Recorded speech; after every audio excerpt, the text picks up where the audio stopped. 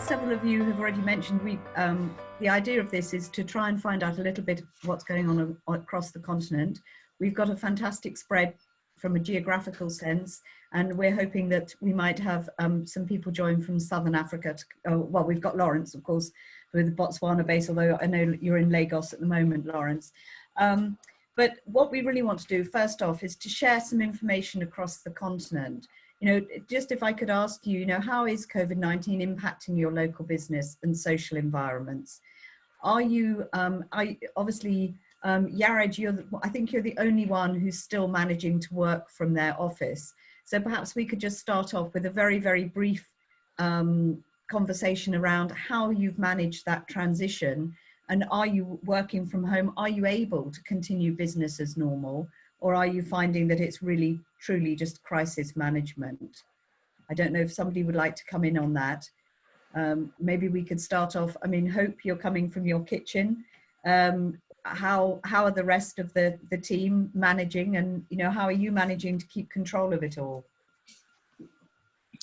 Thanks, Liz. It's been now 3 weeks working from home, and Nairobi is not totally locked down. They do advise against big crowds, and there's a from the evening there's a curfew.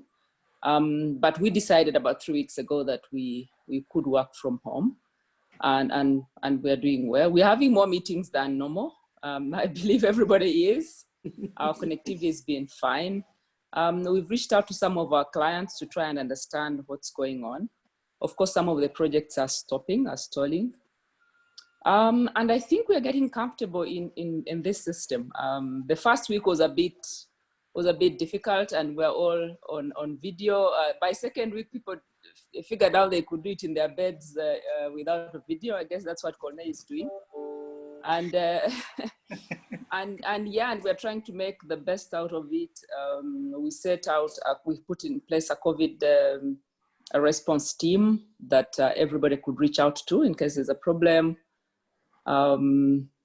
Yeah, so that is what is happening. 100% of our staff are working from home, and we really had no issues there. Thanks. Fantastic to hear. I wonder if anybody out there had already, because obviously we'd had Ebola in the continent a few years ago.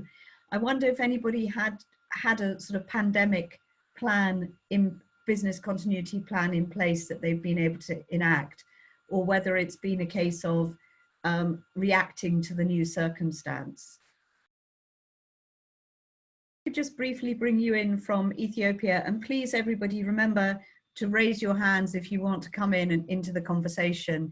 But Yared, in Ethiopia, you're not in lockdown, but is it having an impact on how people are doing business already without even an official lockdown?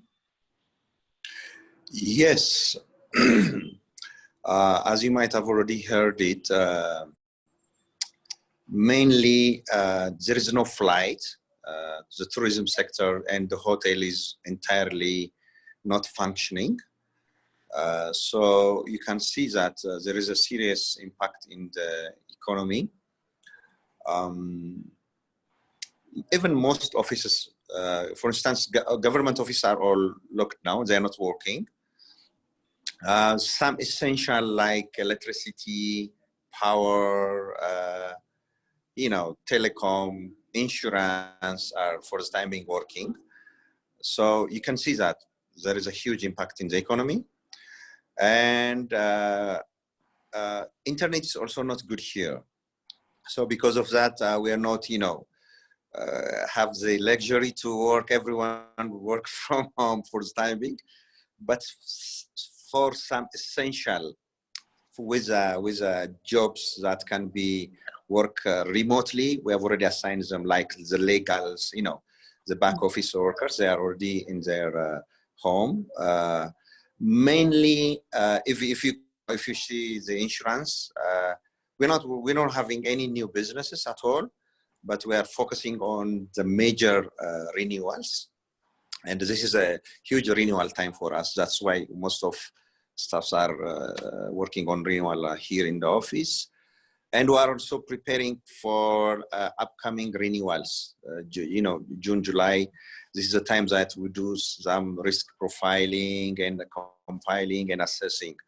So mainly it's like this. The economy is not good, so does the insurance business too.